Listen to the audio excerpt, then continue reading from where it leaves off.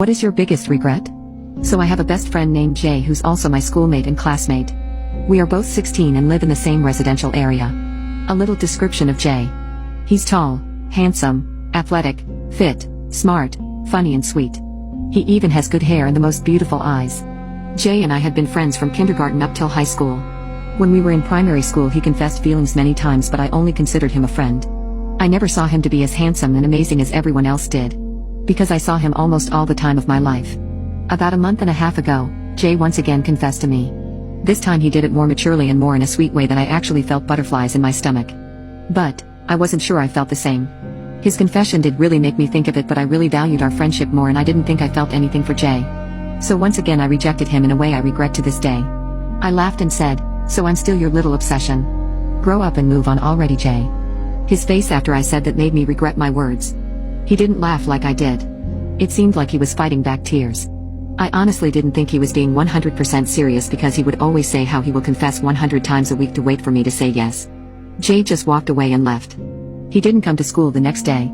He didn't come outside when I went to call him to walk together to school. He ignored my calls and texts, and when he did see them, he never responded.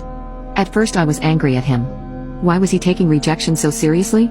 I already rejected him enough times for him to get used to it. That's what I thought then. But the more I didn't get the notification of his text, his random FaceTimes, the goofy TikToks he'd send me, it started to weigh on me. I had made so many tries to text him when I finally sent him an apology paragraph, but it was then I found out he blocked me. He came back to school after missing 2 weeks. Those 2 weeks I thought of him always. Our desks were together, so I'd zone out while staring at his desk. One of my friends even told me I might have fallen for Jay, but I denied it.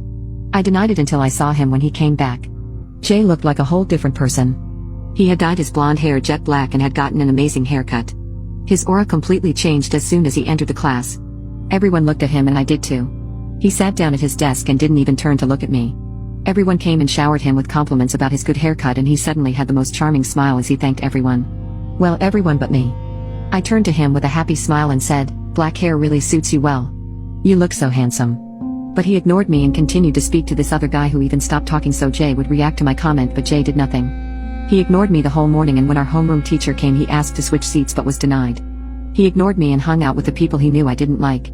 He always walked away when I tried to talk to him. I had actually come to accept that I liked him back. I even asked my friends and my sister and even my mom if feeling certain ways after he left meant I liked him, and my mom said, "Maybe he just needed to leave for you to realize how much you care for him." My friends and sister said the same. I decided to go and tell him the day after he returned. I didn't get the chance in the morning because he went to his new friends, and when I tried to talk to him he went away. I felt so bad that I went crying in the girls' bathroom. I regretted it. I regretted it so much. I wished I had just accepted his feelings then and tried to see if I'd fall for him with time. I shouldn't have waited this long. He ignored me completely and acted like we were never even friends for the rest of the days that followed. I had enough of it though. Since he had me blocked everywhere, I took my sister's phone and sent him a long message confessing my feelings, apologizing and asking him if we could be friends again, and telling him how much I missed him. I begged him to talk to me and really hoped he would see it. He told me to meet him after school the next day. When I went to meet him, he was standing with the most beautiful girl I've ever seen. My heart dropped and I fell to my knees.